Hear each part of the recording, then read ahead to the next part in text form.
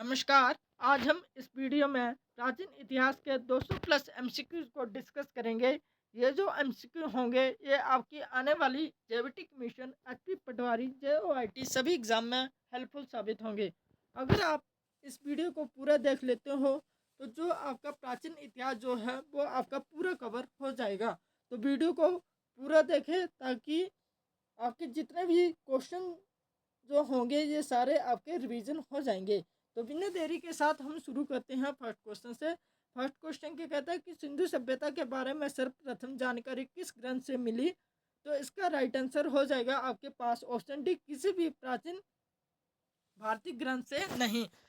सिंधु सभ्यता का उल्लेख किसी भी वैदिक या पौराणिक ग्रंथ से नहीं मिलता।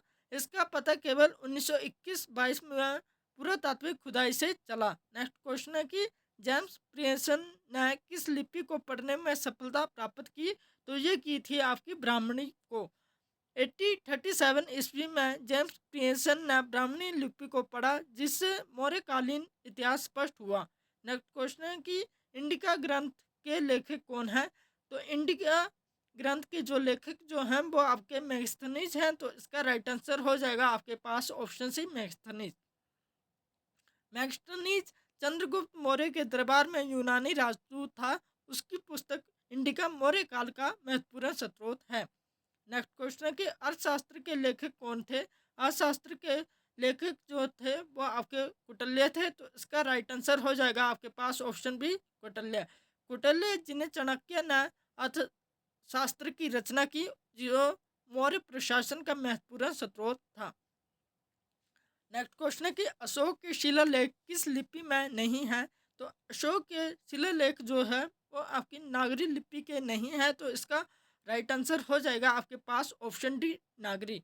अशोक के अभिलेख ब्राह्मणी, खरोष्टी, अरमाइक और यूनानी में है। नागरी लिपि बाद की है।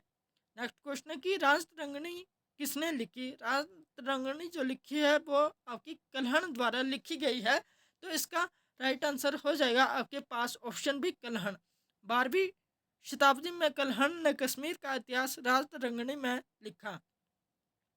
नेक्स्ट है प्रयाग प्रस्तुति के रचयिता कौन है? तो ये है आपके हरिसेन। तो इसका राइट आंसर हो जाएगा आपके पास ऑप्शन है, हरिसेन। प्रयाग प्रस्तुति समुद्रगुप्त की विजय का वर्णन करती है जिन्हें हरिसेन ने लिखा। नेक्स्ट क्वेश्चन है कि हरचरिता के लेखक कौन थे? हरिचरिता के लेखक जो हैं बाणभट्ट है। तो इसका राइट आंसर हो जाएगा आपके पास ऑप्शन बी, बाणभट्ट। हरचरिता सम्राट हर्षवर्धन के जीवन पर आधारित ग्रंथ है। नेक्स्ट क्वेश्चन है कि फाहियान किस काल में भारत आया? तो फाहियान जो भारत आया था वह चंद्रगुप्त द्वितीय के कार्यकाल में भारत आया था। तो इसका राइट आंसर हो जाएगा आपके पास ऑप्शन सी, फाहियान गुप्त काल में चंद्रगुप्त द्वितीय के समय भारत आया था। नेक्स्ट है हिंग स्वयं किसके शासन काल में आया था? तो ये आया था ऑप्शन बी, हर्षवर्धन के कार्यकाल में। तो इसका राइट आंसर हो जाएगा आपके पास option B, Harshavardhana. Next statement बताई गई है मुद्रा राक्षस के संबंध में निम्न कथनों पर विचार कीजिए। पहली स्टेटमेंट क्या है कि इसके लेखक विशाख दत्त थे। दूसरी स्टेटमेंट है ये नाटक चंद्रगुप्त मौर्य के सत्ता प्राप्ति का वर्णन करता है। और थर्ड स्टेटमेंट है कि इसमें कौटिल्य को प्रतिनायक विरोधी पात्र के रूप में चित्रित किया गया है। तो इसमें से स्टेटमेंट कौन सी सही है? तो इसमें से आपकी ऑप्शन ए पहली और दूसरी स्टेटमेंट जो है ये आपकी सही है, और थर्ड स्टेटमेंट जो है आपकी ये गलत है। इसके लेखक विशाख दत्त हैं और ये नाटक चंद्रगुप्त मौर्य के सत्ता प्राप्ति का वर्णन करता है। नेक्स्ट है संगम साहित्य के संबंध में विचार कीजिए। पहली स्टेटमेंट क्या है कि यह मुख्यतः तमिल भाषा में रचित है। दूसरी स्टेटमेंट है इसमें चोल, चार और पांड्य शासकों का उल्लेख है। थर्ड स्टेटमेंट क्या है कि यह गुप्तकालीन दरबारी साहित्य है। तो इसकी जो स्टेटमेंट जो है पहली और दूसरी स्टेटमेंट जो है ये सही है, और थर्ड स्टेटमेंट जो है ये आपकी गलत है। तो इसका राइट आंसर हो जाएगा आपके पास ऑप्शन ए। नेक्स्ट है हाथी गुप्ता गुफा अभिलेख के संबंध में कौन सी स्टेटमेंट सही है? इसमें क्या है कि ये उड़ीसा में स्थित है। ये खारवेला की उपलब्धियों का वर्णन करता है ऑप्शन थर्ड में है कि ये ब्राह्मणी लिपि में उत्कीर्ण है। तो इसमें से स्टेटमेंट आपकी ऑप्शन डी, पहली, दूसरी और थर्ड स्टेटमेंट जो है ये आपकी सही है। मतलब ये उड़ीसा में स्थित है और ये खारवेला की उपलब्धियों का वर्णन करता है और ये ब्राह्मणी लिपि में उत्कीर्ण है। तो इसका राइट आंसर हो जाएगा आपके पास ऑप्शन डी। नेक्स्ट है, प्रयाग प्रस्तंति के संदर्भ में कौन सी स्टेटमेंट सही है? ये समुद्रगुप्त की बीजों का वर्णन करती है। दूसरी स्टेटमेंट है इसे हरिसेन ने रचा और थर्ड स्टेटमेंट है यह मूलतः अशोक स्तंभ पर अंकित है। तो इसमें ऑप्शन डी, पहली, दूसरी और तीसरी स्टेटमेंट जो है ये तीनों सही है। ये समुद्रगुप्त की बीजों का वर्णन करती है, इसे हरिसेन ने रचा और यह मूलतः अशोक स्तंभ पर अंकित है। नेक्स्ट है, हर चरित्र के बारे में कौन सी स्टेटमेंट सही है? ये लेखक बाणभट्ट है। मतलब हर चरित्र के लेखक जो हैं वो आपके बाणभट्ट हैं। ये हर्षवर्धन की जीवनी है और इसे हेमस्वामी ने लिखा। तो इसमें कौन सी स्टेटमेंट सही है? तो इसमें पहली और दूसरी जो है ये आपकी स्टेटमेंट सही है और थर्ड स्टेटमेंट जो है ये आपकी गलत है। तो जो आपका हेमस्वामी जो था वे एक चीनी यात्री था। नेक्स्ट क्वेश्चन कि इंडिका के संबंध में कौन सी स्टेटमेंट सही है? तो इसमें से इसके लेखक मैगस्थनीज है, बिल्कुल सही है। जो इंडिका के लेखक जो है वो मैगस्थनीज है और ये मौर्य प्रशासन का वर्णन करती है। दूसरी स्टेटमेंट भी आपकी सही है। थर्ड स्टेटमेंट बताई गई कि यह मूलतः रूप में उपलब्ध है। इसका आंसर जो होगा पहली और दूसरी स्टेटमेंट जो है वो आपकी सही है और थर्ड स्टेटमेंट जो है ये आपकी गलत है।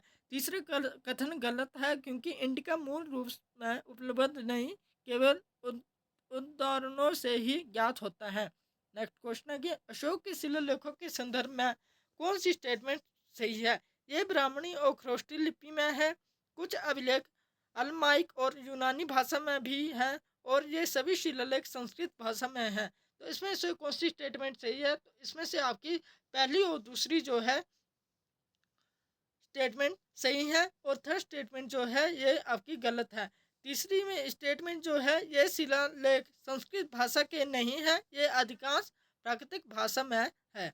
नेक्स्ट है आपके पास की महावंश के बारे में कौन सी कथन सही है? ये श्रीलंका का बौद्ध ग्रंथ है, इसमें अशोक का उल्लेख है और ये संस्कृत में रचित है। तो इसमें से आपकी पहली और दूसरी स्टेटमेंट जो है ये आपकी सही है।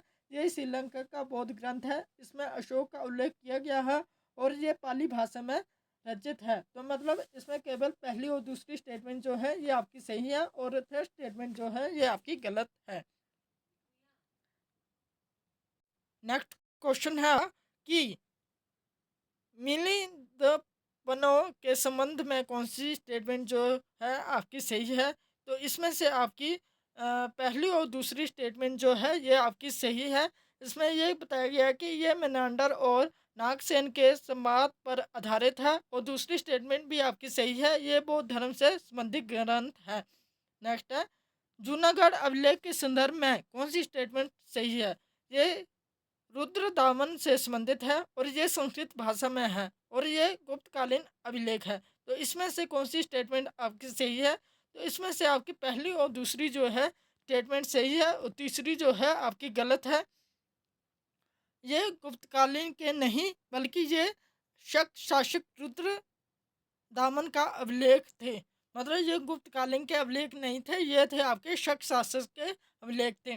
नेक्स्ट है आपके पास की पेरिप्लस ऑफ द एरिथ्रियन सी के संदर्भ में कौन सी स्टेटमेंट सही है? ये रोमन भारत व्यापार का वर्णन करता है, इसका लेखक अज्ञात यूनानी था और ये गुप्तकालीन में लिखा गया। तो इसमें से पहली और दूसरी जो स्टेटमेंट जो है ये आपकी सही है और थर्ड स्टेटमेंट जो है आपकी गलत है। नेक्स्ट है, फाइयांग के संबंध में कौन सी स्टेटमेंट सही है? ये चीनी का संबंध बौद्ध यात्री था।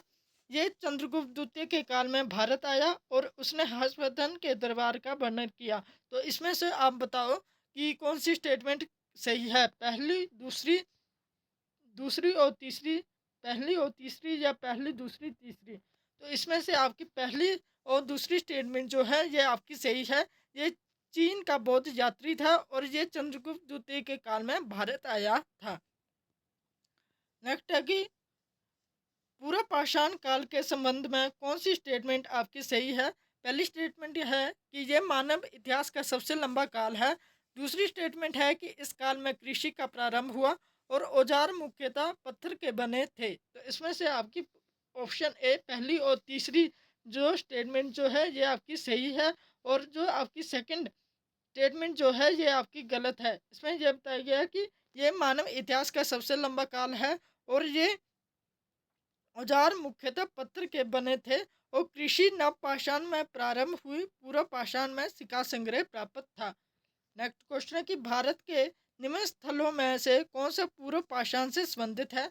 भीमबेटका, शैलाश्य, बेलन घाटी या मेहरगढ़। तो इसमें से आपका ऑप्शन ए पहली और दूसरी ऑप्शन जो है बहुत सही है। भीमबेटका, शैलाश्य और बेलन घाटी जो है ये आपके बिल्कुल सही है। नेक्स्ट क्वेश्चन है कि महापाषाण मध्य पाषाण काल के बारे में कौन सी स्टेटमेंट सही है। सूक्ष्म पत्थर उपकरण प्रयुक्त हुए, इस काल में स्थायी ग्राम बसने लगे, शिकार के साथ पशुपालन के प्रमाण मिलते हैं। और इसमें स्टेटमेंट कौन सी सही है। तो इसमें से पहली और दूसरी स्टेटमेंट जो है ये आपकी सही है। इसमें केवल सूक्ष्म पत्र उपकरण प्रयुक्त हुआ और इस काल में स्थायी ग्राम बसने लगे। तो इसका राइट आंसर हो जाएगा आपके पास ऑप्शन बी। नेक्स्ट क्वेश्चन कि नवपाषाण काल की विशेषता क्या है। कृषि का विकास, मृत्युभान का उपयोग और धातु का व्यापक प्रयोग। तो इसमें से पहली और दूसरी स्टेटमेंट जो है ये आपकी सही है और थर्ड स्टेटमेंट जो है आपकी गलत है। तो इसका राइट आंसर हो जाएगा आपके पास ऑप्शन है पहली और दूसरी स्टेटमेंट जो है आपकी सही है। नेक्स्ट है मेहरगढ़ के संदर्भ में कौन सी कथन सही है। ये नवपाषाण काल स्थल है, यहाँ कृषि और पशुपालन के प्रमाण मिले हैं और ये गंगा घाटी में स्थित है। तो इसमें से आपकी पहली और दूसरी स्टेटमेंट जो है ये आपकी सही है और थर्ड स्टेटमेंट जो है आपकी गलत है। तो इसका राइट आंसर हो जाएगा आपके पास ऑप्शन ए। नेक्स्ट है भीमबेटका के संदर्भ में कौन सा कथन सही है। ये शिला चित्र मिले हैं, ये मध्य प्रदेश में स्थित है और ये केवल नवपाषाण से संबंधित है। तो इसमें से आपके ऑप्शन ए पहली और दूसरी स्टेटमेंट जो है ये गलत है। तो ये शैल चित्र मिले हैं और ये मध्य प्रदेश में स्थित है। तो इसका राइट आंसर हो जाएगा आपके पास ऑप्शन ए। नेक्स्ट है निम्न में से कौन सा स्थल मध्य पाषाण से संबंधित है। तो इसमें से आपका ऑप्शन ए बागौर और लंगनाथ जो है ये आपका मध्य पाषाण से संबंधित है। तो इसका राइट आंसर हो जाएगा आपके पास ऑप्शन ए। नेक्स्ट क्वेश्चन की पूर्व पाषाण औजारों के संदर्भ में कौन सी स्टेटमेंट सही है। हस्त कुठार प्रमुख औजार था, ये मुख्यतः क्वार्टराइज से बने थे और ये प्राय सूक्ष्म आकार के थे। तो इसमें से कौन सी स्टेटमेंट सही है। तो इसमें से आपकी पहली और दूसरी स्टेटमेंट जो है आपकी सही है। मतलब हस्त कुठार प्रमुख औजार थे और ये मुख्यतः क्वार्टराइज से बने थे। तो इसका राइट आंसर हो जाएगा आपके पास ऑप्शन ए। नेक्स्ट है हड़प्पा सभ्यता के किस स्थल में पशुपति मोहर प्राप्त हुई। तो ये हुई मिली थी आपकी मोहनजोदड़ो में। तो इसका राइट आंसर हो जाएगा आपके पास ऑप्शन सी। किस स्थल में अग्निकुंड के प्रमाण मिले हैं। तो आपके कालीबंगा में अग्निकुंड के प्रमाण मिले हैं। तो इसका राइट आंसर हो जाएगा आपके पास ऑप्शन बी। नेक्स्ट है हड़प्पा सभ्यता में गोदी के अवशेष किस स्थल में मिले हैं। तो गोदी के अवशेष कहाँ पर मिले हैं। तो ये आपके लोथल में मिले हैं। तो इसका राइट आंसर हो जाएगा आपके पास option B Lothal. Next question की ग्रेट बाथ मतलब महान स्नानागार किस स्थल पर स्थित है। तो ये है आपका मोहनजोदाड़ो में। तो इसका राइट आंसर हो जाएगा आपके पास ऑप्शन बी मोहनजोदाड़ो। नेक्स्ट है हड़प्पा सभ्यता की लिपि किस प्रकार की मानी जाती है। हड़प्पा सभ्यता की लिपि जो है ये आपकी भाव चित्रात्मक लिपि मानी जाती है। मतलब ये दाएं से बाएं लिखी जाती है। मतलब इसका राइट आंसर हो जाएगा आपके पास ऑप्शन बी चित्रलिपि। नेक्स्ट है नृत्य करती हुई बालिका की कांस्य मूर्ति किस स्थल में मिली। तो ये मिली मोहनजोदाड़ो में। तो इसका राइट आंसर हो जाएगा आपके पास ऑप्शन बी मोहनजोदाड़ो में। नेक्स्ट है हड़प्पा सभ्यता का सर्वाधिक पश्चिम स्थल कौन सा है। तो जो आपका सुत कैंडोर जो है ये आपका पश्चिमी स्थल है। तो इसका राइट आंसर हो जाएगा आपके पास ऑप्शन बी सुत का कैंडोर। धोलावीरा के स्थल राज्य में स्थित है? तो ये है आपका गुजरात में। तो इसका राइट आंसर हो जाएगा आपके पास ऑप्शन सी गुजरात। हड़प्पा सभ्यता का सर्वाधिक पूर्वी स्थल कौन सा है? तो ये है आपका ऑप्शन बी आलमगीरपुर। तो इसका राइट आंसर हो जाएगा आपके पास ऑप्शन बी। नेक्स्ट है, किस स्थल में चावल के प्रमाण मिले हैं? तो ये रंगपुर में आपके चावल के प्रमाण मिले हैं। तो इसका राइट आंसर हो जाएगा आपके पास ऑप्शन सी। नेक्स्ट है, हड़प्पा सभ्यता का सर्वाधिक बड़ा स्थल कौन सा है?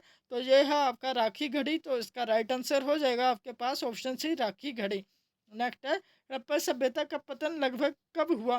तो ये हुआ था आपका 1900 ईस्वा पूर्व में। तो इसका राइट आंसर हो जाएगा आपके पास ऑप्शन सी। नेक्स्ट है, किस स्थल से स्टेडियम जैसी संरचना मिली है? तो ये मिली है आपकी धोलावीरा में। तो इसका राइट आंसर हो जाएगा आपके पास ऑप्शन ए। नेक्स्ट है, हड़प्पा सभ्यता में मुख्य धातु कौन सी थी? तो ये थी आपकी कांसा। तो इसका राइट आंसर हो जाएगा आपके पास ऑप्शन बी कांसा। नेक्स्ट है, हड़प्पा सभ्यता में नगर नियोजन का आधार क्या था? तो ये था आपका ग्रिड प्रणाली। तो इसका राइट आंसर हो जाएगा आपके पास ऑप्शन बी ग्रिड प्रणाली। नेक्स्ट है, किस स्थल में जुते हुए खेत के प्रमाण मिले हैं? तो ये आपके कालीबंगा में आपके जुते हुए खेत के प्रमाण मिले हैं। तो इसका राइट आंसर हो जाएगा आपके पास ऑप्शन बी। नेक्स्ट है, हड़प्पा सभ्यता में व्यापार के लिए प्रयुक्त मानक भार किस पर आधारित है? तो ये है आपका ऑप्शन सी। नेक्स्ट है आपके पास कि मेसोपोटामिया के ग्रंथों में हड़प्पा क्षेत्र को किस नाम से जाना जाता है? तो ये जाना जाता है आपका महलुआ के नाम पर। तो इसका राइट आंसर हो जाएगा आपके पास ऑप्शन है महलुआ। नेक्स्ट है, हड़प्पा सभ्यता के लोगों का प्रमुख व्यवसाय क्या था? तो ये था आपका कृषि। तो इसका राइट आंसर हो जाएगा आपके पास ऑप्शन सी बी कृषि। नेक्स्ट है, सील बनाने में मुख्यतः किस पदार्थ का उपयोग हुआ? तो ये हुआ था आपका पत्थर का। तो इसका राइट आंसर हो जाएगा आपके पास ऑप्शन बी पत्थर। वीडियो के आगे बढ़ने से पहले अगर आपने अभी तक वीडियो को लाइक नहीं किया हो और चैनल को सब्सक्राइब नहीं किया हो तो प्लीज़ वीडियो को लाइक और सब्सक्राइब कर दें, क्योंकि अभी तक भी आपके पास 150 हिस्ट्री के महत्वपूर्ण प्रश्न हैं। तो कृपया करके वीडियो को प्लीज़ लाइक और चैनल को सब्सक्राइब कर दें, ताकि आगे मैं आपके लिए और बढ़िया कंटेंट लेके आऊँ। तो आगे बढ़ता हूँ। तो आगे क्या है कि किस स्थल में जल प्रबंधन प्रणाली का उत्कृष्ट उदाहरण मिला है? तो ये मिला है आपका ऑप्शन ए धोलावीरा में। तो इसका राइट आंसर हो जाएगा आपके पास ऑप्शन ए धोलावीरा। नेक्स्ट है, हड़प्पा सभ्यता की खोज सबसे पहले किसने की थी? तो ये की थी आपकी दयाराम साहनी द्वारा। तो इसका राइट आंसर हो जाएगा आपके पास ऑप्शन बी। नेक्स्ट है, मोहनजोदाड़ो की खोज किसने की थी? तो ये की थी आपकी आर डी बनर्जी द्वारा। तो इसका राइट आंसर हो जाएगा आपके पास ऑप्शन सी। नेक्स्ट है, हड़प्पा सभ्यता के किस स्थल से मन के मरने का कारखाना मिला था? तो ये मिला था आपका चौंदुडो से। तो इसका राइट आंसर हो जाएगा आपके पास ऑप्शन ए। नेक्स्ट है, किस स्थल से तांबे का रथ मिला? तो ये मिला था आपका लोथल से। तो इसका राइट आंसर हो जाएगा आपके पास ऑप्शन बी लोथल। नेक्स्ट है, हड़प्पा सभ्यता के लोग किस पशु से अपरिचित थे? तो ये थे आपके घोड़े से। तो इसका राइट आंसर हो जाएगा आपके पास ऑप्शन है घोड़ा। किस स्थल से मानव कंकालों के साथ हिंसा के प्रमाण मिले थे? तो ये मिले थे आपका ऑप्शन है मोहनजोदाड़ो से। तो इसका राइट आंसर हो जाएगा आपके पास ऑप्शन है मोहनजोदाड़ो। नेक्स्ट है, एक सींग वाला पशु किस पर अंकित मिलता है? तो ये मिलता है मोहरों पर। तो इसका राइट आंसर हो जाएगा आपके पास ऑप्शन से मोहरों पर। नेक्स्ट है, हड़प्पा सभ्यता का विस्तार किस नदियों के बीच था? तो ये था आपका सिंधु और घाघर नदियों के बीच। तो इसका राइट आंसर हो जाएगा आपके पास ऑप्शन बी। नेक्स्ट है, किस स्थल से विशाल अनागार मिला? तो ये मिला था हड़प्पा से। तो इसका राइट आंसर हो जाएगा आपके पास ऑप्शन है हड़प्पा। नेक्स्ट है, हड़प्पा सभ्यता में किस प्रकार की ईंटों का प्रयोग हुआ? तो ये हुआ था आपकी कच्ची और पक्की दोनों से। तो इसका राइट आंसर हो जाएगा आपके पास ऑप्शन सी दोनों। नेक्स्ट है, किस स्थल से कब्रिस्तान 837 मिला? तो ये मिला था हड़प्पा से। तो इसका राइट आंसर हो जाएगा आपके पास ऑप्शन है हड़प्पा। नेक्स्ट है, हड़प्पा सभ्यता का क्षेत्रफल लगभग कितना था? तो ये था आपका 13 लाख वर्ग किलोमीटर। तो इसका राइट आंसर हो जाएगा आपके पास ऑप्शन सी 13 लाख वर्ग किलोमीटर। नेक्स्ट है, किस स्थल से लिपि वाला साइन बोर्ड मिला था, तो ये मिला था आपका ऑप्शन ए धोलावीरा से। तो इसका राइट आंसर हो जाएगा आपके पास ऑप्शन ए धोलावीरा। नेक्स्ट है, हड़प्पा सभ्यता में मृतकों का अंतिम संस्कार मुख्यतः किस प्रकार से होता था? तो ये था आपका समाधि मतलब दफनाना। तो इसका राइट आंसर हो जाएगा आपका ऑप्शन सी समाधि दफनाना। नेक्स्ट है, किस स्थल से तांबे की बैलगाड़ी का मॉडल मिला है? तो ये मिला है आपका ऑप्शन ए लोथल से। तो इसका राइट आंसर हो जाएगा आपके पास ऑप्शन ए लोथल। नेक्स्ट है, हड़प्पा सभ्यता का सबसे दक्षिणी स्थल कौन सा है? तो ये है आपका देमाबाद। तो इसका राइट आंसर हो जाएगा आपके पास ऑप्शन ए देमाबाद। नेक्स्ट है, हड़प्पा सभ्यता के लोग किस वस्तु का आयात करते थे? तो ये करते थे आपका टीन का। तो इसका राइट आंसर हो जाएगा आपके पास ऑप्शन ए टीन। नेक्स्ट है, हड़प्पा सभ्यता में घरों का निर्माण प्राय किस सामग्री से होता था? तो ये होता था ईट से का। तो इसका राइट आंसर हो जाएगा आपके पास ऑप्शन बी ईट। नेक्स्ट है, हड़प्पा सभ्यता के पतन का एक प्रमुख कारण माना जाता है? तो ये माना जाता है आपका जलवायु परिवर्तन का। तो इसका राइट आंसर हो जाएगा आपके पास ऑप्शन बी जलवायु परिवर्तन। नेक्स्ट है, नेक्स्ट कुछ स्टेटमेंट बताई गई हैं वैदिक काल के संदर्भ में। तो सबसे पहली स्टेटमेंट बताई गई है कि ऋग्वेद सबसे प्राचीन वेद है। ऋग्वेद में सभा और समिति का उल्लेख मिलता है और उत्तर वैदिक काल में लोहे का प्रयोग प्रारंभ हुआ। तो इसमें से कौन सी कथन सही है? पहली और दूसरी, केवल दूसरी और तीसरी, केवल पहली और तीसरी, और या पहली दूसरी तीसरी। तो इसका राइट आंसर हो जाएगा आपके पास ऑप्शन डी पहली दूसरी और तीसरी। मतलब ऋग्वेद सबसे प्राचीन वेद है और ऋग्वेद में सभा और समिति का उल्लेख मिलता है। उत्तर वैदिक काल में लोहे का प्रयोग प्रारंभ हुआ था। तो इसका राइट आंसर हो जाएगा आपके पास ऑप्शन डी। नेक्स्ट है, निम्न में से कौन सा ग्रंथ उत्तर वैदिक काल से संबंधित है? ऑप्शन ए में बताया गया ब्राह्मण ग्रंथ, ऑप्शन बी आरण्यक, या ऑप्शन थ्री उपनिषद। तो इसमें कौन सा सही है? तो इसमें से आपका पहला दूसरा और तीसरा जो है ये आपका सही है। मतलब ब्राह्मण ग्रंथ, आरण्यक और उपनिषद ग्रंथ जो है ये उत्तर वैदिक काल से संबंधित है। तो इसका राइट आंसर हो जाएगा आपके पास ऑप्शन डी। नेक्स्ट है, जैन धर्म के संदर्भ में कौन सी स्टेटमेंट सही है? जैन धर्म के 24 तीर्थंकर महावीर थे। महावीर का जन्म वैशाली में हुआ। जैन धर्म त्रिरत्न पर आधारित है। केवल पहली और तीसरी, दूसरी तीसरी, पहली दूसरी और तीसरी। तो इसमें से स्टेटमेंट आपको सही चुननी है। तो इसमें से आपका ऑप्शन है पहली और तीसरी स्टेटमेंट जो है ये आपकी सही है, और जो आपकी सेकंड स्टेटमेंट जो है ये आपकी गलत है। जैन धर्म के 24 तीर्थंकर महावीर थे और जैन धर्म त्रिरत्न पर आधारित है। नेक्स्ट है आपके पास की बौद्ध धर्म के संदर्भ में कौन सी स्टेटमेंट सही है? बुद्ध का जन्म लुम्बिनी में हुआ। प्रथम बौद्ध संगीति राजगृह में हुई। बुद्ध ने सारनाथ में प्रथम उपदेश दिया। तो इसमें से आपकी जो स्टेटमेंट जो है पहली दूसरी और तीसरी स्टेटमेंट जो है ये आपकी सही है। तो इसका राइट आंसर हो जाएगा आपके पास ऑप्शन डी। नेक्स्ट है, वैदिक समाज के बारे में आपने सही बताना है। आरंभिक वैदिक काल में वर्ण व्यवस्था जन्म पर आधारित थी। दूसरी स्टेटमेंट क्या है कि उत्तर वैदिक काल में स्त्रियों की स्थिति में गिरावट आई।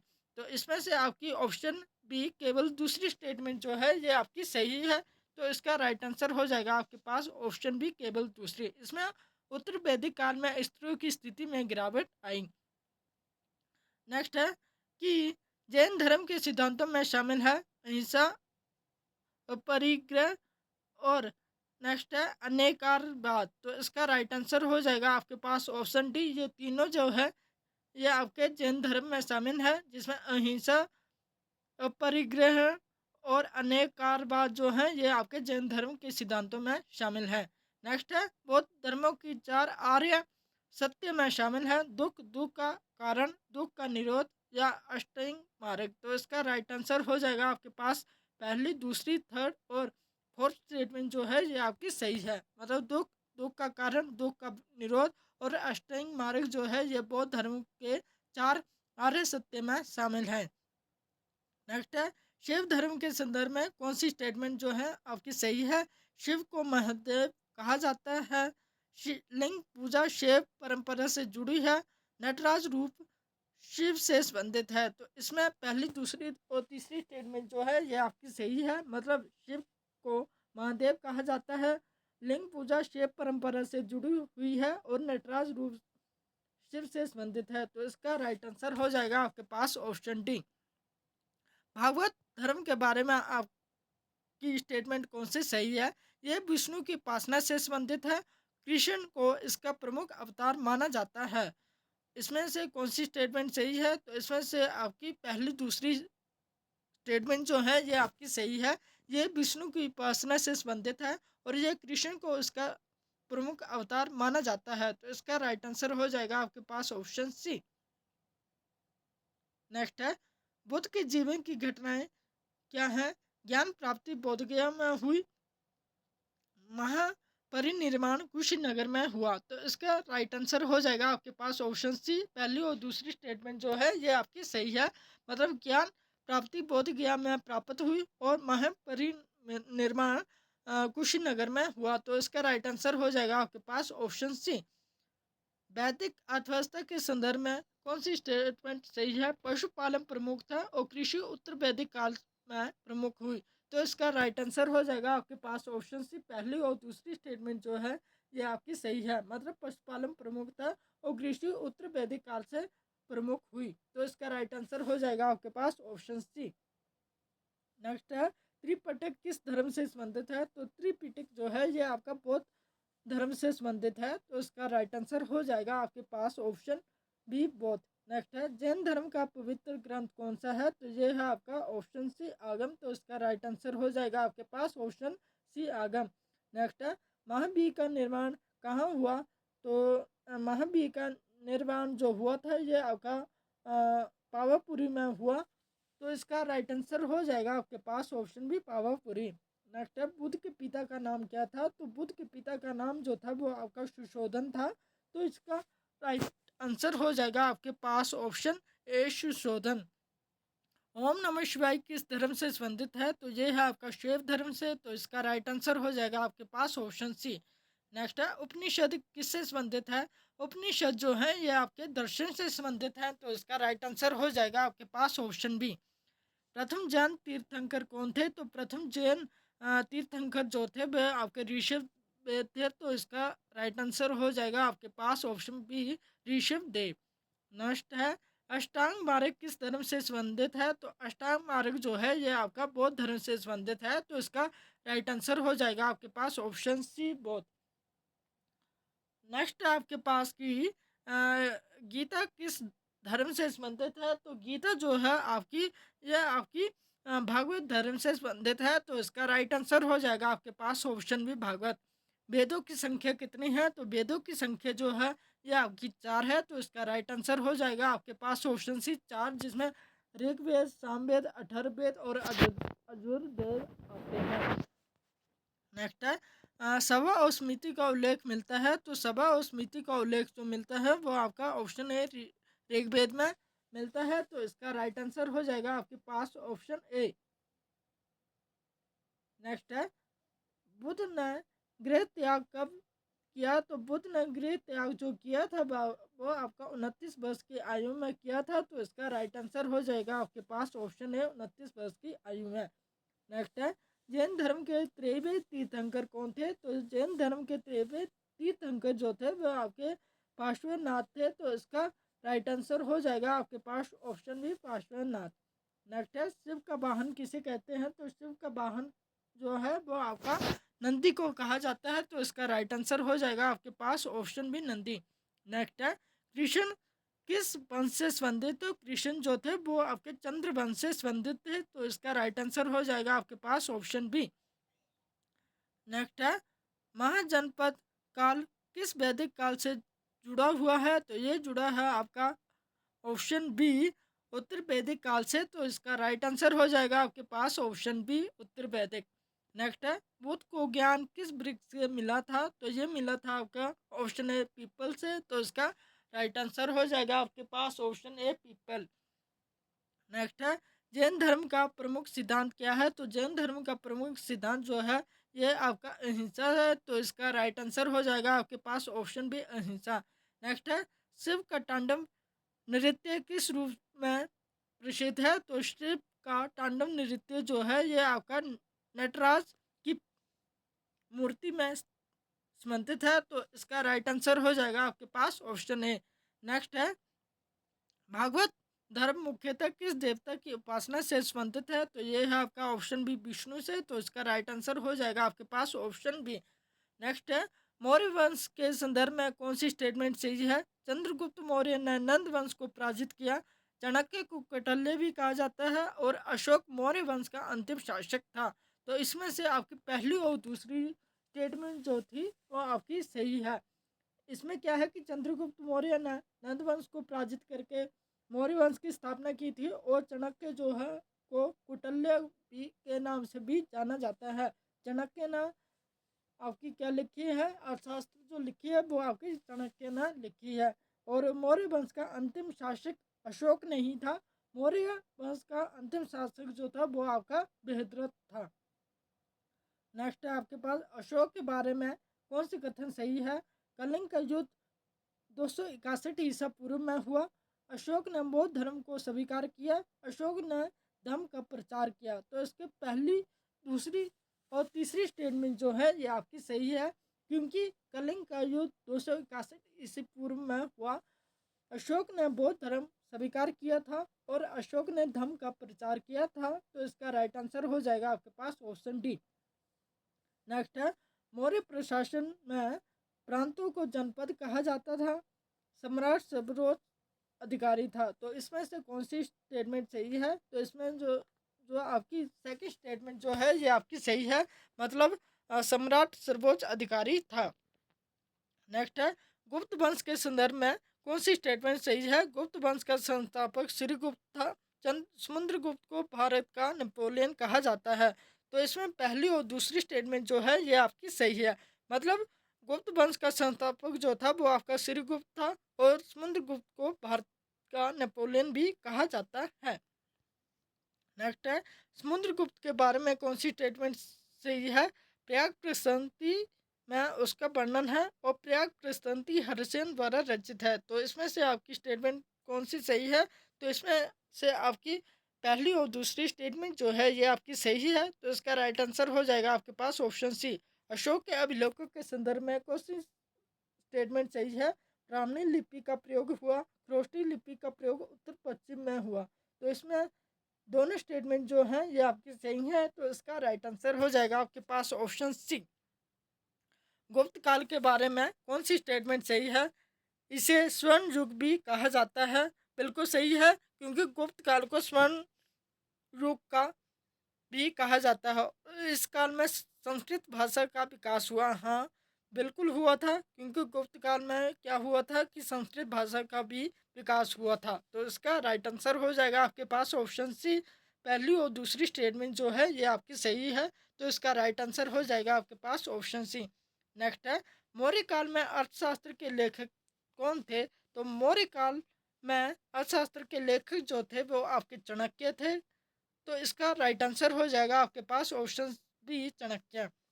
गुप्त काल के प्रसिद्ध कवि कौन थे? तो गुप्त काल के प्रसिद्ध कवि जो थे वो आपके कालिदास थे। तो इसका राइट आंसर हो जाएगा आपके पास ऑप्शन ए, कालिदास। नेक्स्ट है, चंद्रगुप्त मौर्य ने किस यूनानी शासक को पराजित किया था? तो ये किया था आपका ऑप्शन बी, सेल्यूकस निकेटर को। तो इसका राइट आंसर हो जाएगा आपके पास ऑप्शन बी, सेल्यूकस निकेटर को। अगर आप वीडियो को देख रहे हो तो वीडियो को प्लीज़ लाइक और चैनल को सब्सक्राइब करना ना भूलें, क्योंकि वीडियो को बनाने में बहुत ज़्यादा मेहनत लगती है। तो कृपया करके वीडियो को प्लीज़ प्लीज़ लाइक कर दें। नेक्स्ट क्वेश्चन है दोस्तों कि अशोक की राजधानी क्या थी? तो अशोक की राजधानी जो थी वो आपकी पाटलिपुत्र थी। तो इसका राइट आंसर हो जाएगा आपके पास option C, Pataliputra. Next question है कि गुप्त वंश की राजधानी कौन थी? तो ये थी आपकी पाटलिपुत्र। तो इसका राइट आंसर हो जाएगा आपके पास ऑप्शन ए, पाटलिपुत्र। नेक्स्ट है, मैक्सथनीज किसके दरबार में आया था? तो मैक्सथनीज जो दरबार में आया था वह आपके चंद्रगुप्त मौर्य के दरबार में आया था। तो इसका राइट आंसर हो जाएगा आपके पास option C, Chandragupta Maurya. Next है, फाहियान भारत आया था, तो फाहियान किसके शासन काल में भारत आया था? तो ये आया था आपके गुप्त काल में। तो इसका राइट आंसर हो जाएगा आपके पास ऑप्शन बी, गुप्त काल। नेक्स्ट है, नालंदा विश्वविद्यालय की स्थापना किस काल में हुई थी?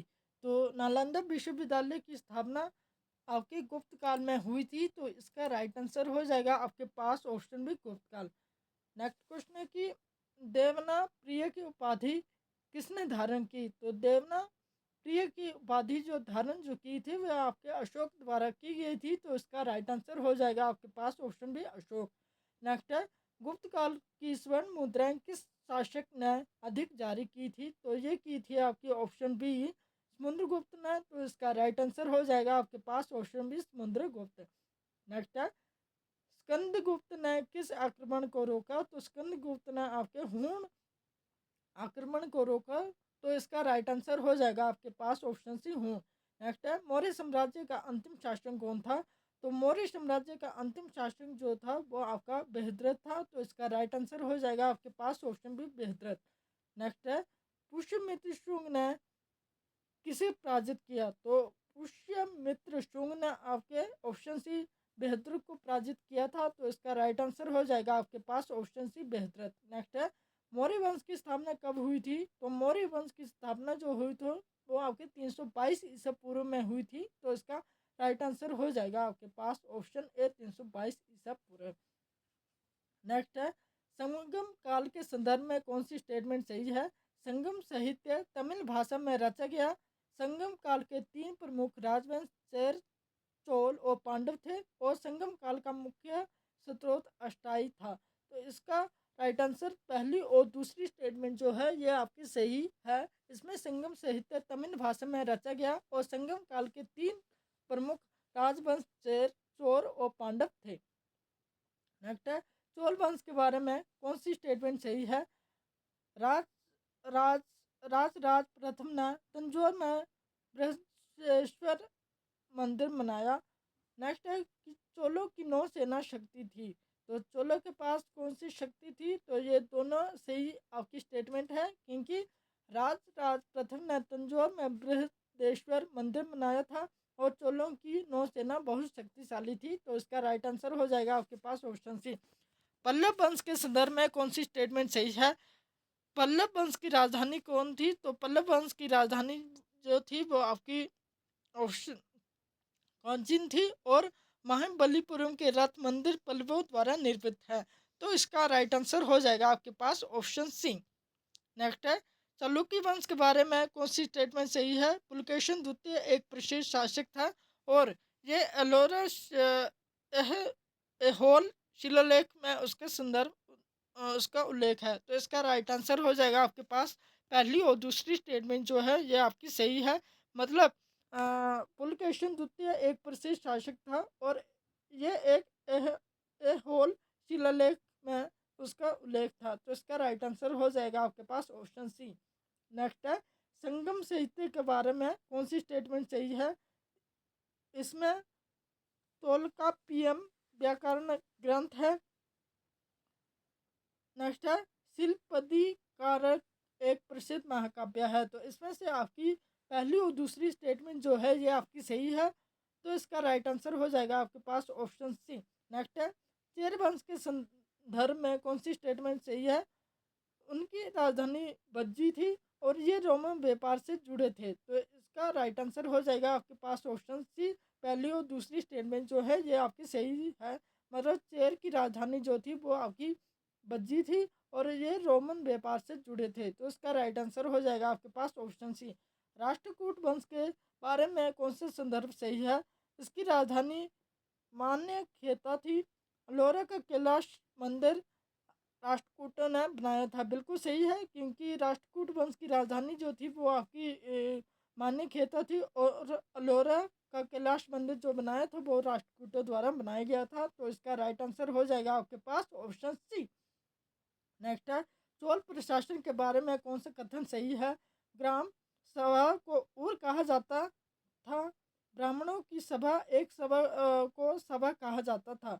तो इसमें से कौन सी स्टेटमेंट सही है? तो इसमें से पहली और दूसरी स्टेटमेंट जो है ये आपकी सही है, मतलब ग्राम सभा को उर कहा जाता था और ब्राह्मणों की सभा को सभा कहा जाता था। तो इसका राइट आंसर हो जाएगा आपके पास ऑप्शन सी।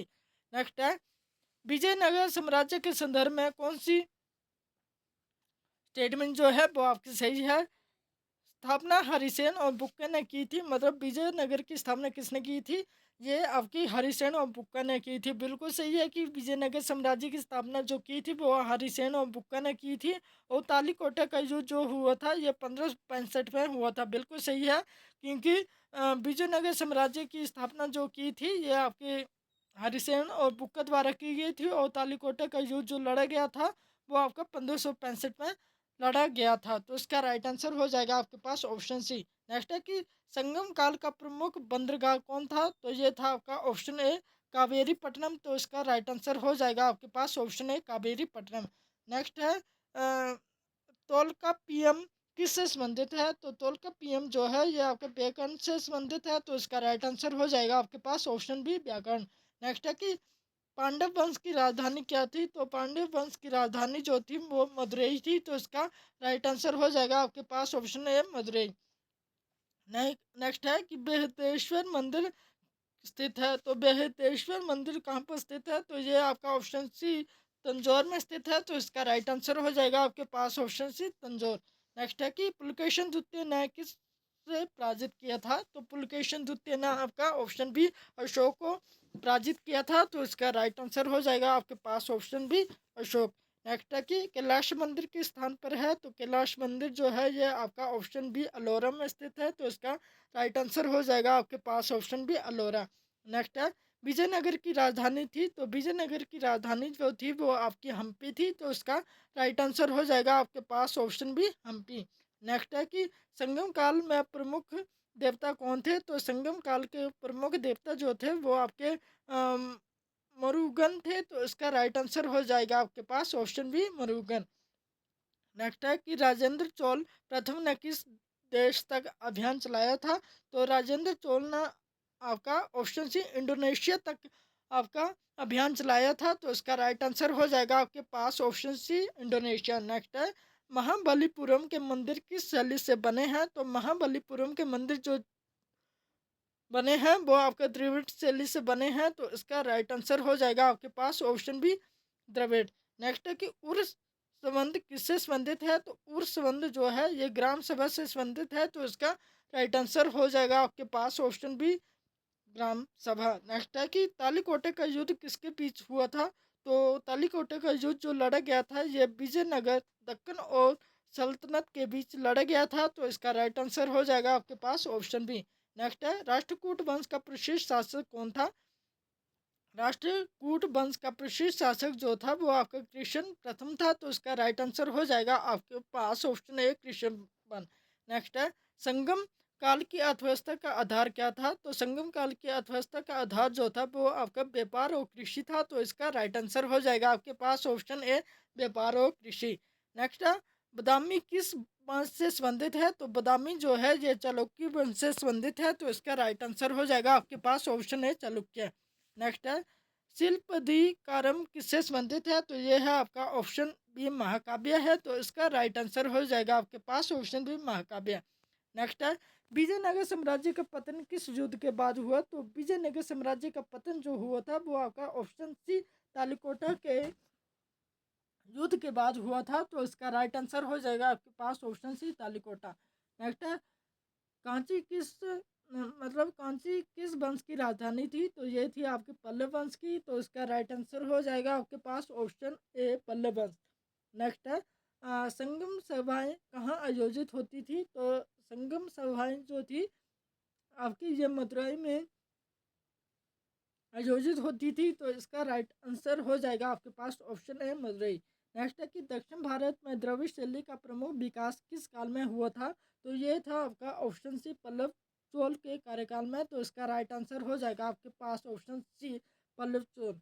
वीडियो को आगे बढ़ने से पहले आपको ये बता दूं अभी तक आपने चैनल को सब्सक्राइब और वीडियो को लाइक नहीं किया हो तो वीडियो को प्लीज़ लाइक कर दें, ताकि मुझे भी मोटिवेशन मिलेगी और आपके लिए और बढ़िया कंटेंट लेके आऊँ। तो आगे बढ़ते हैं नेक्स्ट क्वेश्चन के क्या है कि अभिज्ञान शकुंतलम में कालिदास ने किस सामाजिक सांस्कृतिक पहलू को चित्रित किया है?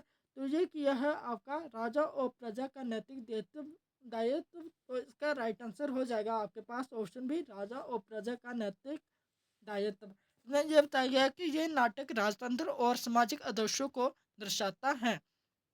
नेक्स्ट है, कुमार संभव में कालिदास ने किस देवता का चरित्र केंद्रित किया है? तो ये किया है आपका शिव का। तो इसका राइट आंसर हो जाएगा आपके पास ऑप्शन ए से शिव पार्वती की कथा, उनके भावनात्मक और दिव्य गुणों का वर्णन। तो इसका राइट आंसर हो जाएगा आपके पास ऑप्शन ए शिव। नेक्स्ट है, कादम्बरी का मुख्य विषय क्या था? कादम्बरी का मुख्य विषय जो था, ये प्राचीन भारतीय उपन्यास, प्रेम कथा और रोमांच पर आधारित है। तो इसका राइट आंसर हो जाएगा आपके पास ऑप्शन बी, प्रेम और रोमांच। नेक्स्ट है, हरचरिता का मूल उद्देश्य क्या था? तो हरचरिता का मूल उद्देश्य जो था वो राजा की वीरता का वर्णन करना था। तो इसका राइट आंसर हो जाएगा आपके पास ऑप्शन ए, राजा की वीरता का वर्णन करना है। इसमें यह बताया गया है कि राजा हर्षवर्धन के जीवन और विजय का ऐतिहासिक विवरण। नेक्स्ट है, गीत गोविंद में जयदेव ने किस भाव का प्रमुख रूप दिखाया है? तो ये दिखाया आपका भक्ति का। तो इसका राइट आंसर हो जाएगा आपके पास ऑप्शन ए, भक्ति, कृष्ण भक्ति और राधा भक्ति के प्रेम में भाव। तो इसका राइट आंसर हो जाएगा आपके पास ऑप्शन ए। नेक्स्ट है, पंचतंत्र की प्रमुख शिक्षा क्या थी? तो जो आपकी पंचतंत्र की प्रमुख शिक्षा जो थी वह आपकी नैतिकता और व्यवहारिक बुद्धि थी। तो इसका राइट आंसर हो जाएगा आपके पास ऑप्शन भी, नैतिकता और व्यवहारिक बुद्धि, मतलब व्यवहारिक जीवन शिक्षा और नीति शास्त्र। नेक्स्ट है, तिरुवंतकुल का मुख्य उद्देश्य क्या है, मतलब मूल उद्देश्य क्या है? तो यह है आपका ऑप्शन बी, सामाजिक नैतिक और राजनीतिक आचार। तो इसका राइट आंसर हो जाएगा आपके पास ऑप्शन बी, नैतिकता, जीवन नीति और जीवन दर्शन। तो इसका राइट आंसर हो जाएगा आपके पास ऑप्शन बी। नेक्स्ट है, नाट्य शास्त्र में भरत मुनि ने किस सिद्धांत का विकास किया है? तो नाट्य शास्त्र में भरत मुनि ने आपका ऑप्शन है रस का सिद्धांत दिया गया है। तो इसका राइट आंसर हो जाएगा आपके पास ऑप्शन है रस सिद्धांत। सात रस और नाट्य कला का सैद्धांतिक आधार है। नेक्स्ट है, अष्टधाई का मुख्य योगदान क्या है? तो अष्टधाई का मुख्य योगदान जो है ये आपका व्याकरण और भाषा संरचना से है। तो इसका राइट आंसर हो जाएगा आपके पास ऑप्शन ए।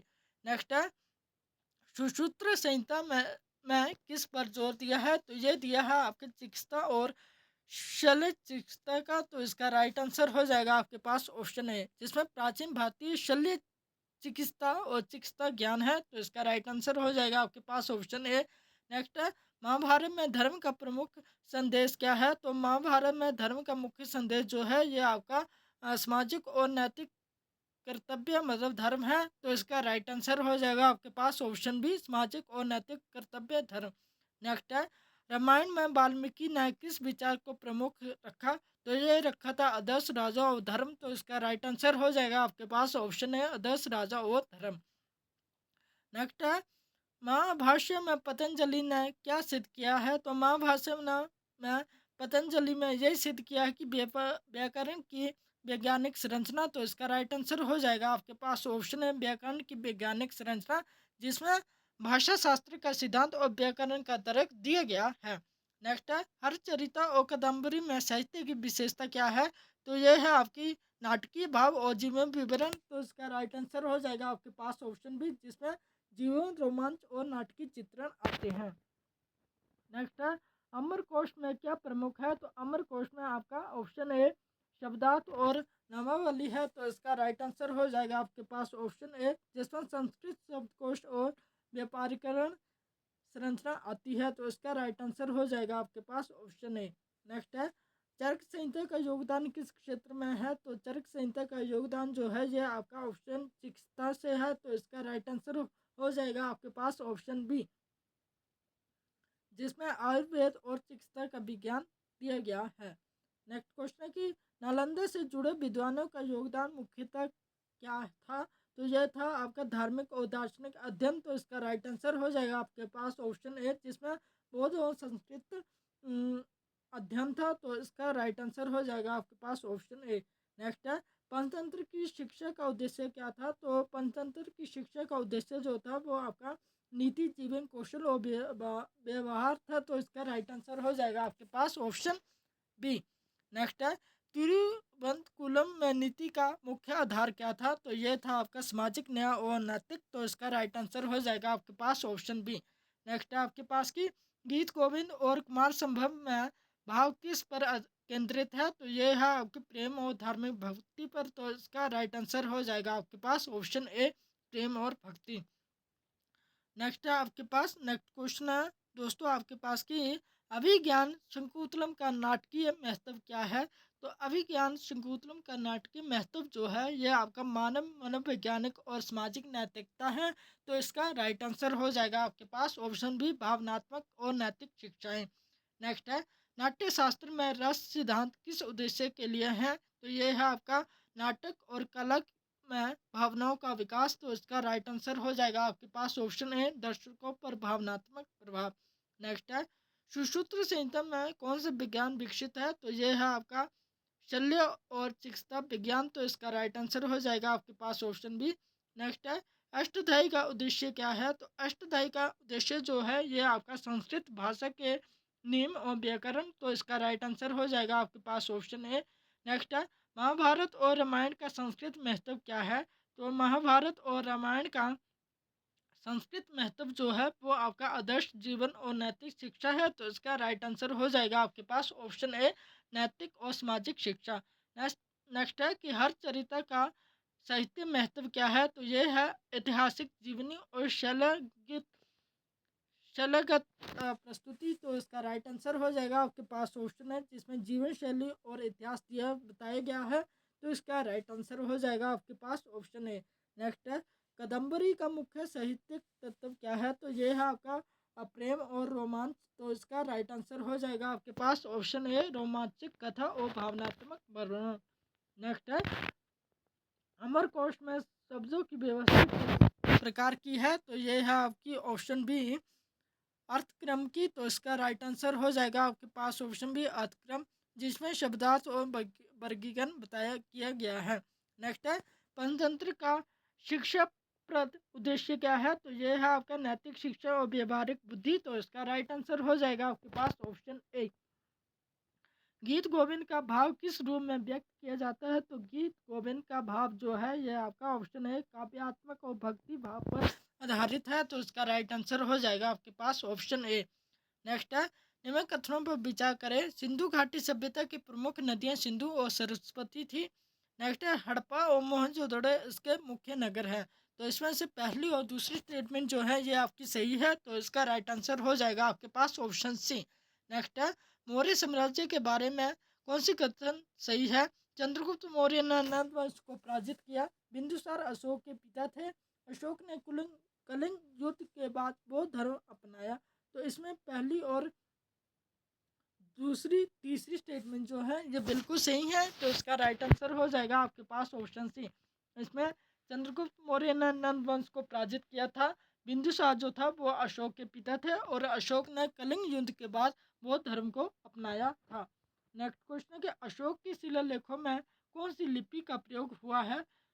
तो अशोक के शिलालेखों में आपकी ब्राह्मणी और खरोष्टी लिपि का प्रयोग हुआ है। तो इसका राइट आंसर हो जाएगा आपके पास ऑप्शन सी, पहली और दूसरी स्टेटमेंट जो है ये आपकी सही है। तो इसका राइट आंसर हो जाएगा आपके पास ऑप्शन सी। नेक्स्ट क्वेश्चन है, गुप्त काल को स्वर्ण युग क्यों कहा जाता है? ऑप्शन है, कला और साहित्य का विकास हुआ, विज्ञान और गणित में उन्नति हुई और राजनीतिक शक्ति अस्थिर थी। तो इसमें पहली और दूसरी स्टेटमेंट जो है ये बिल्कुल सही है, जिसमें कला और साहित्य का विकास हुआ और विज्ञान और गणित में उन्नति हुई थी। तो इसका राइट आंसर हो जाएगा आपके पास ऑप्शन है। नेक्स्ट है, समुद्रगुप्त के बारे में सही कथन चुने। प्रयाग प्रस्तंति में उसका वर्णन है। उन्होंने भारत का नेपोलियन भी कहा जाता है, बिल्कुल सही है। इसका राइट आंसर हो जाएगा आपके पास ऑप्शन सी, पहली और दूसरी स्टेटमेंट जो है ये आपकी सही है। नेक्स्ट है, मौर्य प्रशासन में प्रांतों को जनपद कहा जाता था। प्रांताध्यक्षों की नियुक्ति राजा द्वारा की जाती थी, बिल्कुल सही है कि प्रांतों को जनपद कहा जाता था और प्रांताध्यक्षों की नियुक्ति जो थी वो आपकी राजा द्वारा की जाती थी। तो इसमें पहली और दूसरी स्टेटमेंट जो है बिल्कुल सही है, तो इसका राइट आंसर हो जाएगा आपके पास ऑप्शन सी। नेक्स्ट है, निम्न कथनों पर विचार करें। मौर्य काल में गुप्तचर जासूस महत्वपूर्ण है, राजमार्ग और व्यापारिक मार्ग विकसित हुए हैं। तो इसका सही आंसर है आपकी पहली और दूसरी स्टेटमेंट जो है बिल्कुल सही है। मौर्य काल में गुप्तचर जिसे जासूस महत्वपूर्ण है और राजमार्ग और व्यापारिक मार्ग विकसित हुए। तो इसका राइट आंसर हो जाएगा आपके पास ऑप्शन सी। नेक्स्ट है, मौर्य साम्राज्य का अंतिम शासक कौन था? तो मौर्य वंश का अंतिम साम्राज्य जो था वो आपका बृहद्रथ था। तो इसका राइट आंसर हो जाएगा आपके पास ऑप्शन बी। नेक्स्ट है, गुप्त काल की राजधानी कौन सी थी? तो ये थी आपकी पाटलिपुत्र। तो इसका राइट आंसर हो जाएगा आपके पास ऑप्शन बी, पाटलिपुत्र। निम्न में से कौन सा गुप्त काल का कभी नहीं था? तो यह था आपका ऑप्शन डी, चाणक्य। चाणक्य जो थे ये आपका गुप्त काल का कभी नहीं था। ये किस काल का कवि था? ये था आपका मौर्य वंश का कवि था। चाणक्य जो थे जिन्होंने अर्थशास्त्र लिखा था। नेक्स्ट है, मौर्य वंश की स्थापना कब हुई थी? तो मौर्य वंश की स्थापना जो हुई थी वो 322 ईसा पूर्व में हुई थी। नेक्स्ट है कि अशोक ने किस युद्ध के बाद बौद्ध धर्म अपनाया था? तो ये अपनाया था कलिंग के युद्ध के बाद। तो इसका राइट आंसर हो जाएगा आपके पास ऑप्शन ए। नेक्स्ट है, मौर्य साम्राज्य का सबसे शक्तिशाली शासक कौन था? तो यह था आपका ऑप्शन सी, अशोक। तो इसका राइट आंसर हो जाएगा आपके पास ऑप्शन सी, अशोक। नेक्स्ट है, समुद्रगुप्त की उपाधि क्या थी? तो ये थी आपकी ऑप्शन बी, कविराज की उपाधि। तो इसका राइट आंसर हो जाएगा आपके पास ऑप्शन बी, कविराज। नेक्स्ट है, मौर्य साम्राज्य की राजधानी कौन सी थी? तो मौर्य साम्राज्य की राजधानी जो थी वो आपकी पाटलिपुत्र थी। तो इसका राइट आंसर हो जाएगा आपके पास ऑप्शन ए, पाटलिपुत्र। नेक्स्ट है, गुप्त काल के प्रसिद्ध गणितज्ञ कौन थे? तो ये थे आपके आर्यभट्ट। तो इसका राइट आंसर हो जाएगा आपके पास ऑप्शन ए, आर्यभट्ट। नेक्स्ट है, प्रयाग प्रस्तुति किसने लिखी थी? तो ये लिखी थी आपकी हरिसेन द्वारा। तो इसका राइट आंसर हो जाएगा आपके पास ऑप्शन ए, हरिसेन। नेक्स्ट है, अशोक ने किस धर्म का प्रचार किया था? तो अशोक ने आपके बौद्ध धर्म का प्रचार किया था। तो इसका राइट आंसर हो जाएगा आपके पास ऑप्शन बी, बौद्ध। नेक्स्ट है, गुप्त काल में विज्ञान के क्षेत्र में कौन प्रसिद्ध था? तो ये था आपका आर्यभट्ट। तो इसका राइट आंसर हो जाएगा आपके पास ऑप्शन बी, आर्यभट्ट। नेक्स्ट है कि मौर्य साम्राज्य का अंतिम शासक कौन था? तो यह था आपका ऑप्शन बी, बेहतरत। तो इसका राइट आंसर हो जाएगा आपके पास ऑप्शन बी, बेहतरत। नेक्स्ट क्वेश्चन है कि सिंधु घाटी सभ्यता में नगर नियोजन और जल आपूर्ति का महत्व क्या दर्शाता था? तो ये था आपका केंद्रीकृत प्रशासन और सामाजिक संगठन। तो इसका राइट आंसर हो जाएगा आपके पास ऑप्शन बी, जिसमें सीसी सड़कों, नालियों और जलाशयों से प्रशासनिक दक्षता दिखती थी। नेक्स्ट है, मौर्य साम्राज्य में चाणक्य का योगदान किस स्तर पर था? तो यह था आपका ऑप्शन बी, राजनीतिक, कूटनीति और प्रशासनिक संरचना। तो इसका राइट आंसर हो जाएगा आपके पास ऑप्शन बी। नेक्स्ट है, अशोक का कलिंग युद्ध के बाद बौद्ध धर्म अपनाना किस दृष्टिकोण को दर्शाता है? तो यह दर्शाता है आपका ऑप्शन बी, राजनीतिक और नैतिक शासन, जिसमें अहिंसक और धर्म प्रचार के माध्यम से नैतिक शासन। तो इसका राइट आंसर हो जाएगा आपके पास ऑप्शन बी। नेक्स्ट है आपके पास कि मौर्य और गुप्त काल में प्रशासनिक समानता क्या थी? तो यह थी आपकी ऑप्शन ए, केंद्रीकृत शासन और प्रांत प्रणाली। तो इसका राइट आंसर हो जाएगा आपके पास ऑप्शन ए। नेक्स्ट है, समुद्रगुप्त की विजय और प्रयाग प्रशांति का उद्देश्य क्या था? तो यह था आपका शासकीय वैधता और राजनीतिक प्रभुत्व का प्रदर्शन। तो इसका राइट आंसर हो जाएगा आपके पास ऑप्शन बी। नेक्स्ट है, गुप्त काल को स्वर्ण युग क्यों कहा जाता था? क्योंकि ये इसलिए कहा जाता था जिसमें कला, साहित्य, विज्ञान और गणित में अभूतपूर्व विकास हुआ। तो इसका राइट आंसर हो जाएगा आपके पास ऑप्शन बी। नेक्स्ट है, अशोक की शिलालेखों में भाषाओं और लिपियों की विविधता क्या दर्शाती थी? तो ये दर्शाती थी ब्राह्मणी और खरोष्टी से अलग क्षेत्रों में संवाद। तो इसका राइट आंसर हो जाएगा आपके पास ऑप्शन बी। नेक्स्ट है, मौर्य साम्राज्य के आर्थिक संगठन में राजमार्ग और व्यापार नेटवर्क का महत्व क्या था? तो यह था आपका सेना और व्यापारिक नियंत्रण के लिए। तो इसका राइट आंसर हो जाएगा आपके पास ऑप्शन बी।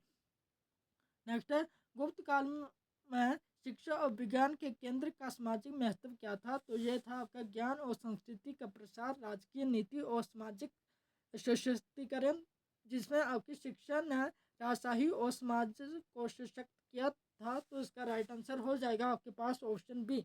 नेक्स्ट है, मौर्य और गुप्त काल में सेना का संगठन कैसे प्रशासनिक दृष्टिकोण को दर्शाता है, तो ये दर्शाता है आपका ऑप्शन बी, प्रणालीबद्ध और केंद्रीकृत सैन्य शक्ति जिसमें पद, रथ, अश्व और हाथी दलों का नियंत्रण संगठित। नेक्स्ट है, अशोक के धर्म का प्रचार और शिलालेख की स्थापना क्या दर्शाता है, तो ये दर्शाता है आपका नैतिक शासन और सामाजिक अनुशासन। तो इसका राइट आंसर हो जाएगा आपके पास ऑप्शन बी, अहिंसा, धर्म और सामाजिक नियमों का प्रचार। नेक्स्ट है, मौर्य प्रशासन में गुप्तचर का महत्व क्या था, तो यह था साम्राज्य में निगरानी और भ्रष्टाचार रोकना। तो इसका राइट आंसर हो जाएगा आपके पास ऑप्शन बी। नेक्स्ट है, गुप्त साम्राज्य के प्रांताध्यक्षों और स्थानीय प्रशासन का संगठन क्या दर्शाता था, तो ये दर्शाता था केंद्रीय शासन के अधीन समिति मान्यता। तो इसका राइट आंसर हो जाएगा आपके पास ऑप्शन बी। अभी तक आपने वीडियो को लाइक नहीं किया हो तो वीडियो को प्लीज़ लाइक कर दें, ताकि मुझे भी मोटिवेशन मिलेगी और आपके लिए और बढ़िया कंटेंट लेके आऊँ। आगे बढ़ते हैं, मौर्य काल और गुप्त काल की मुद्रा प्रणाली का महत्व क्या था, तो यह था आपका ऑप्शन बी, व्यापार नियंत्रण और साम्राज्य की एकता। तो इसका राइट आंसर हो जाएगा आपके पास ऑप्शन बी। नेक्स्ट है, समुद्रगुप्त की दक्षिण विजय का राजनीतिक उद्देश्य क्या था, तो यह था आपका राज्यों पर प्रभुत्व और केंद्र की वैधता। तो इसका राइट आंसर हो जाएगा आपके पास ऑप्शन बी, राजनीतिक प्रभुत्व स्थापित करना और सेना का विस्तार करना। नेक्स्ट है, गुप्त काल में कला और सत्यापत का विकास किस सामाजिक काल में हुआ था, तो ये हुआ था वैभव और धार्मिक अकादमिक संरक्षण के द्वारा। तो इसका राइट आंसर हो जाएगा आपके पास ऑप्शन बी। नेक्स्ट है, अशोक के स्तंभ और अशोक की शांति नीति क्या दर्शाते हैं, तो ये दर्शाते हैं नैतिक और धार्मिक आधारित शासन। तो इसका राइट आंसर हो जाएगा आपके पास ऑप्शन बी। नेक्स्ट है कि मौर्य काल में कर और अर्थशास्त्र का संगठन क्या दर्शाता है, तो ये दर्शाता है साम्राज्य के नियंत्रण और समाज का सुव्यवस्थित संगठन। नेक्स्ट है, गुप्त काल में विज्ञान और गणित का महत्व क्या था, तो यह था आपका समाज और शिक्षा का विकास, सांस्कृतिक वैभव। नेक्स्ट है आपके पास, मौर्य और गुप्त काल के ऐतिहासिक महत्व का मुख्य बिंदु क्या है, तो यह है केंद्रीकृत प्रशासन, आर्थिक विकास, संस्कृत और शिक्षा का विकास करना। वीडियो के अंत में यही कहूँगा कि अगर ये वीडियो आपको एग्जाम के पॉइंट ऑफ व्यू से थोड़ी सी भी हेल्पफुल लगी हो तो वीडियो को प्लीज़ लाइक शेयर सब्सक्राइब करना ना भूलें। Thank you. जय हिंद, जय हिमाचल।